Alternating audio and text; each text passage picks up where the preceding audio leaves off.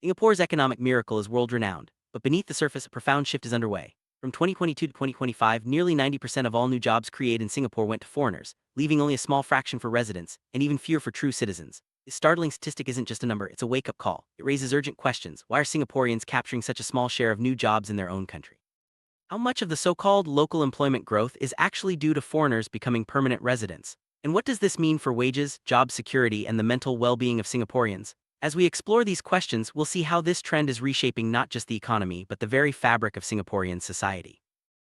First glance, the numbers seem reassuring. 10.2% of new jobs went to residents. But dig deeper and the picture changes. In Singapore's official statistics, residents include both citizens and permanent residents, many of whom were foreigners just months earlier. Between 2022 and 2024, over 100,000 new PRs were granted, often to workers already employed in Singapore.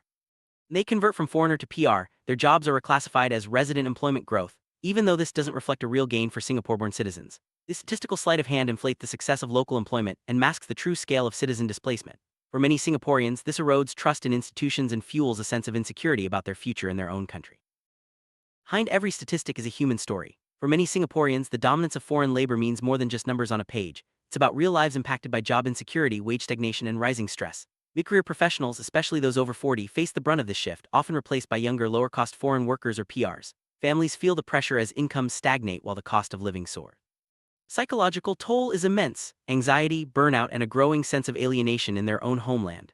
As the middle class feels squeezed and opportunities for youth become scarcer, the question becomes urgent: can Singapore's social compact survive if its citizens feel sidelined in the very economy they built? Heart of the issue is not about closing Singapore's doors to the world, but about fairness and transparency. Singaporeans are not anti-globalization or anti-foreign. They want a level playing field and honest data. True progress means clear reporting, separating citizens from PRs and employment statistics, setting sustainable policies that prioritize locals, and ensuring that wage growth keeps pace with the cost of living.